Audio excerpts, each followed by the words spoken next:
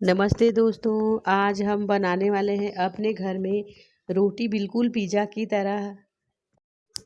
यदि आप लोगों को सिंपल रोटी खा खा कर बोर लग रहा है तो आप लोग रोटी पिज़्ज़ा बना सकते हैं। यदि घर में आप लोगों को पिज़्ज़ा खाने का मन कर रहा है लेकिन आप लोगों के पास चीज़ नहीं है या फिर चीज़ किसी को खाना पसंद नहीं होता तो आप सिंपल रोटी पिज़्ज़ा बना सकते हैं। तो इसके लिए यहाँ पर हमने लिया है 300 ग्राम आटा और आटा को गूंद लिया है, गेहूं का आटा। उसके बाद गूंदने के बाद हाथों से इसको इसी तरह से चपटा बना लेना है या फिर आप लोग चाहें तो चकले बेलन का सहायता ले सकते हैं और इस तरह से लंबा लंबा उसको बेल लेना है और एक ट्रे में रख देना है। यहाँ पर हमने लिया है 3 पिज़्ज़ा शेप में रोटियाँ। उसके बाद फिर उसको बीच बीच से इसी तरह से छेद कर लेना है किसी चम्मच की सहायता से, ताकि जब हम इसको पकाने के लिए डालें तो ये फूले ना। जैसे रोटी को तवे में डालते हैं तो रोटी फूल जाती है, उसी तरह से यदि इसमें छेद नहीं करेंगे तो ये फूल जाएगा। तो इसको बारी बारी हम लोग छेद कर लेते हैं। ये सामान्य रोटी से लगभग 3 गुना बड़ा है।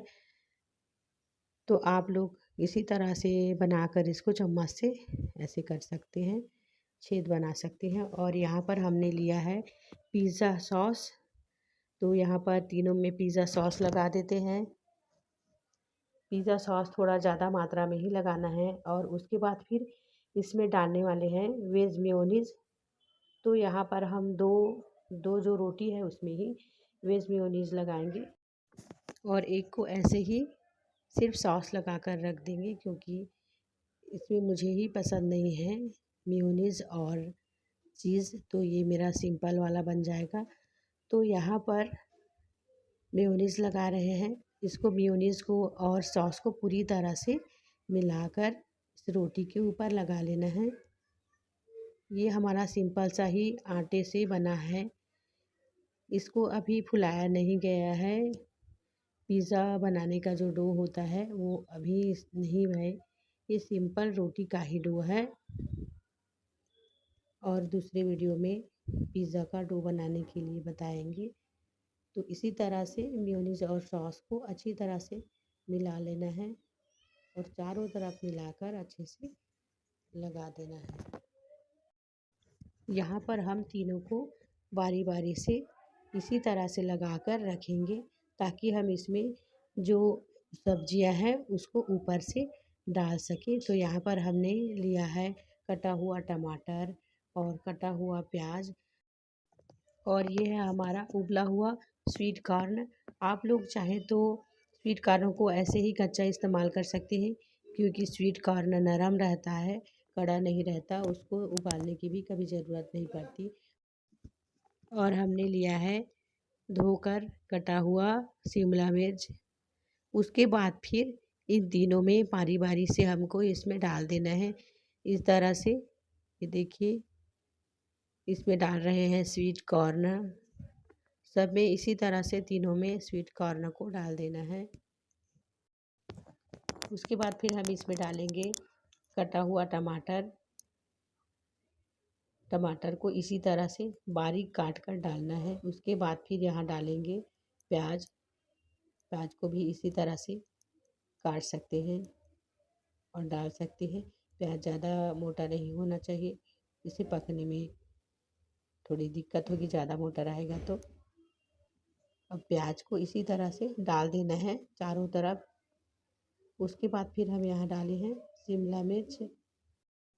उसके बाद फिर जो और दो बचा है उसमें भी इसी तरह से डाल देते हैं। तो दोस्तों, यहाँ पर हमने आज सोचा कि घर में चीज़ भी नहीं है और बच्चे जिद कर रहे हैं खाने के लिए पराठा पिज़्ज़ा, तो क्यों ना इसी तरह से आज ट्राई करें, घर में बिना चीज़ के ही पिज़्ज़ा बनाएं।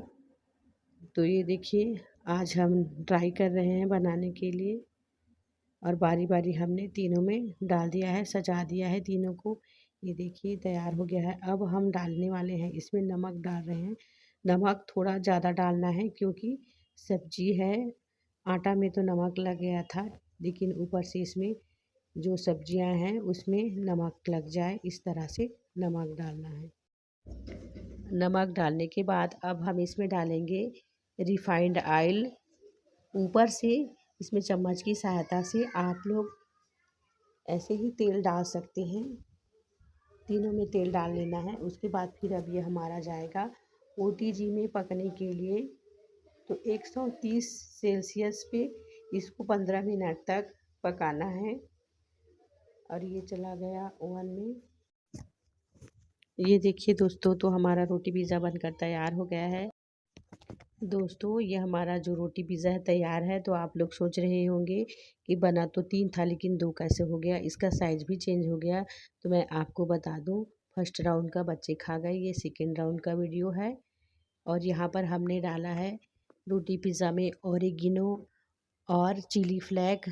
उसके बाद फिर इसको काट रहे हैं। चिली फ्लेक ऑरिगेनो को ऊपर से डाल लेना है। ये देखिए मस्त बना है।